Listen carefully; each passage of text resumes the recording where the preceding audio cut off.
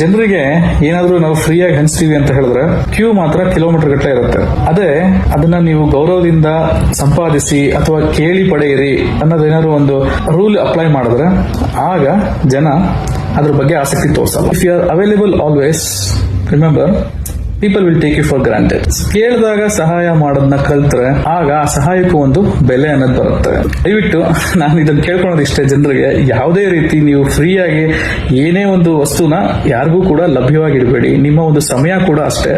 ನೀವು ಸಮಯ ಇದೆ ಅಂತ ಎಲ್ರಿಗೂ ನೀವು ಲಭ್ಯವಾಗ್ತಾ ಹೋಗ್ತಾ ಇದ್ರೆ ನಿಮ್ಮನ್ನ ಜನ ಗ್ರಾಂಟೆಡ್ ಆಗಿ ತಗೊಂಡ್ಬಿಡ್ತಾರೆ. ಫಾರ್ ಎಕ್ಸಾಂಪಲ್, ನೀವು ಒಂದು ಸೆನ್ಸಿಟಿವ್ ಪರ್ಸನ್ ಆಗಿ ನೀವು ಇನ್ನೊಬ್ರ ಕಷ್ಟನ ಈಸಿಯಾಗಿ ಅರ್ಥ ಮಾಡ್ಕೊಂಡು ಅವ್ರು ಕಷ್ಟದಲ್ಲಿದ್ದಾರೆ ಅನ್ನೋದನ್ನ ನೀವೇ ಅರ್ಥ ಮಾಡ್ಕೊಂಡು ಅವ್ರು ಕೇಳ್ದೇನೆ ನೀವು ಸಹಾಯ ಮಾಡಿ ನೋಡಿ. ಆ ವ್ಯಕ್ತಿ ನಿಮ್ಮ ಸಹಾಯ ಪಡ್ಕೋತಾನೆ, ಬಟ್ ಆಮೇಲೆ ಅದನ್ನ ಅವನು ನೆನಪಲ್ಲೇ ಇಟ್ಕೊಂಡಿರಲ್ಲ.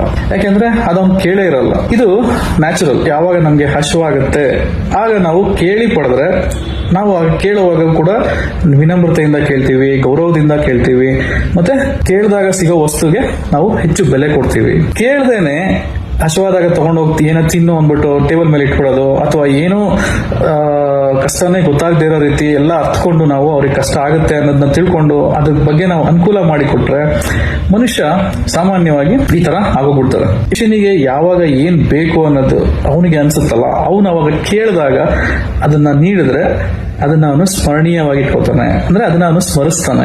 ಕಷ್ಟದ ಬೆಲೆ ಒಬ್ರಿಗೆ ಗೊತ್ತಾಗ್ಬೇಕು ಅಂದ್ರೆ ಅವರು ಕಷ್ಟಪಟ್ಟು ಅದರಿಂದ ಒಂದು ಪಾಠ ಕಲಿತು ಅವರು ಅದಕ್ಕೆ ಬೆಲೆ ಕೊಡೋದನ್ನ ಕಲಿಬೇಕು.